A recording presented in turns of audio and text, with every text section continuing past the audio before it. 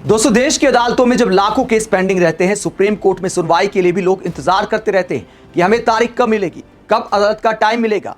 ऐसे में एक याचिका एक इंस्टाग्राम पेज को लेकर आती है। कोकरोच जनता पार्टी, जिसका वजूद एक तरह से इंस्टाग्राम तक ही ज्यादा सीमित है। इंस्टाग्राम की बात करें तो 22 मिलियन से ज्यादा फॉलोअर्स हैं। तो क्या ये राष्ट्रीय सुरक्षा के लिए कोई बहुत बड़ा खतरे वाली बात है? सुप्रीम कोर्ट ने क्या बोला? चूंकि इस पार्टी का उदय सुप्रीम कोर्ट की एक टिप्पणी से जुड़ा है, तो यह देखना भी दिलचस्प था कि इस मामले में चीफ जस्टिस क्या बोलते हैं। तो याचिकाकर्ता को मुख्य न्यायाधीश ने क्या सुना दिया, पूरी कहानी आपको बताते कि सुनवाई में हुआ क्या। पहले बात करते कि याचिकाकर्ता ने क्या आरोप लगाए थे सुप्रीम कोर्ट में कोकरोच जनता पार्टी को लेकर। याचिकाकर्ता राजा चौधरी की तरफ से जो वकील पेश हुए, उन्होंने क्या आरोप लगाए? उन्होंने कहा कि गतिशील न्यायिक कार्रवाई के दौरान की गई मौखिक टिप्पणियां अंतिम निर्णय नहीं होती और संवैधानिक रूप से उनका उपयोग व्यावसायिक शोषण, राजनीतिक ब्रांडिंग, मीम बेचने, ट्रेडमार्क लाभ लेने या न्यायिक संदर्भ से अलग करके डिजिटल माध्यम से पैसे कमाने के लिए नहीं किया जा सकता। ऐसी संस्थाओं और प्रतीकात्मक अभियानों का उभरना जो कथित तौर पर प्रचार, व्यापारिक उपयोग, व्यावसायिक जुड़ाव और डिजिटल लामबंदी के लिए अदालत की अभिव्यक्तियों का उपयोग करते हैं, संवैधानिक कार्रवाई के खतरनाक रूप से वस्तुकण को दर्शाता है।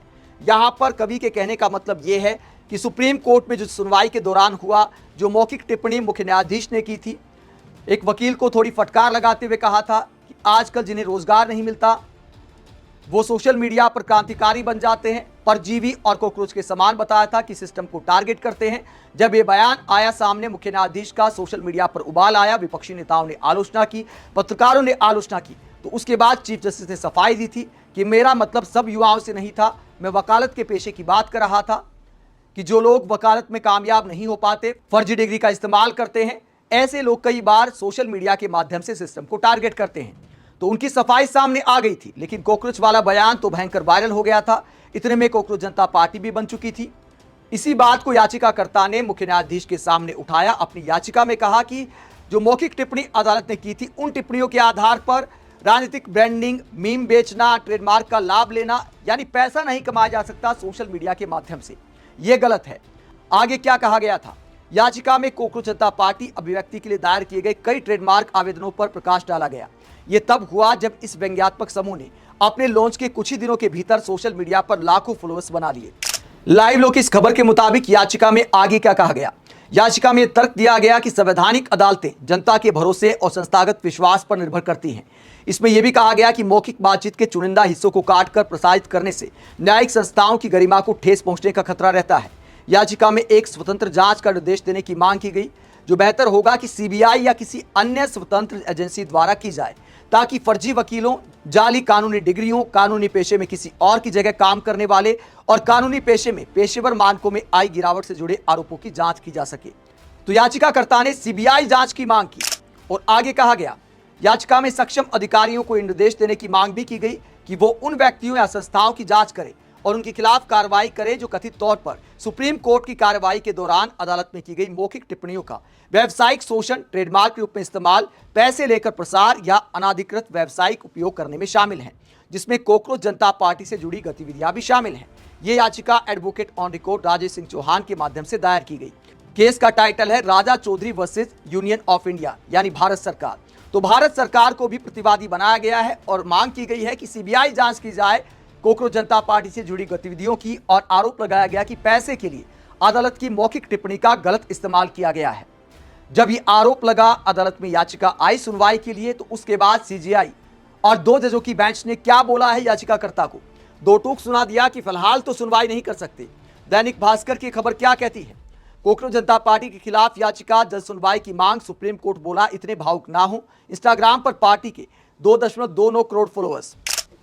सुप्रीम कोर्ट ने कोकरोच जनता पार्टी से जुड़े व्यक्तियों की गतिविधियों की सीबीआई जांच करवाने की मांग पर तुरंत सुनवाई से इनकार कर दिया। कोकरोच जनता पार्टी एक सोशल मीडिया प्लेटफॉर्म है जो भारत के चीफ जस्टिस सूर्यकांत की हालिया कोकरोच टिप्पणी के बाद सामने आया। आगे खबर क्या कहती है? कोर्ट में याचिकाकर्ता के वकील एन.के. गोस्वामी ने कहा कि सीजेपी यानी कोकरोच जनता पार्टी जुडिशरी की इमेज खराब कर रही है। इसके बाद सीजेआई और जस्टिस जोय माला बागची और जस्टिस विपुल पंचोली की बेंच ने कहा कि इसे इतनी भावुकता से मत ले, यानी 3 जजों की बेंच ने कहा कि इसे इतनी भावुकता से ना लें। आगे खबर क्या कहती है? इस पूरे मुद्दे पर सीजेआई चीफ जस्टिस सूर्यकांत ने जवाब दिया कि अभी ऐसी कोई गंभीर आपात स्थिति नहीं है, देखते हैं कि आगे क्या होता है। यानी चीफ जस्टिस और सुप्रीम कोर्ट की बेंच ने बोल दिया कि ऐसी कोई आफत नहीं आई है कि तुरंत सुनवाई की जाए। फिलहाल तुरंत सुनवाई से इनकार कर दिया है सुप्रीम कोर्ट ने। दोस्तों, वाकई क्या आफत आ गई है? बस आफत इतनी है कि 22 मिलियन से ज्यादा फॉलोअर्स हो गए हैं। क्या फॉलोअर्स होना राष्ट्रीय खतरा हो जाता है? जब उस पेज पर कोई गैर कानूनी गतिविधि नहीं हो रही, अगर कोई राष्ट्र विरोधी बात नहीं की जा रही, तो फिर आखिरकार क्यों सुप्रीम कोर्ट का समय इन सब याचिका में जाया किया जाए? यह सवाल अपने आप में उठता है कि सरकार से सवाल करने वाले लोग अगर इंस्टाग्राम एक पेज बनाते हैं, उस पर अगर करोड़ों फॉलोअर्स आ जाते हैं, तो क्या यह गुनाह हो जाता है? अभिव्यक्ति की आज़ादी हर किसी के पास है देश में। जहां तक अदालतों की मौखिक टिप्पणी पर व्यापार करने की बात है, कल को यह भी बोल देंगे कि भैया ये पत्रकार यूट्यूब पर वीडियो बनाते हैं अदालतों की टिप्पणी को लेकर, अदालतों के फैसले को लेकर, टिप्पणियों पर खबर बनाते हैं, ये भी पैसा कमाते हैं, इन पर भी कार्रवाई की जाए। इस तरह के भी आरोप लगाए जा सकते हैं।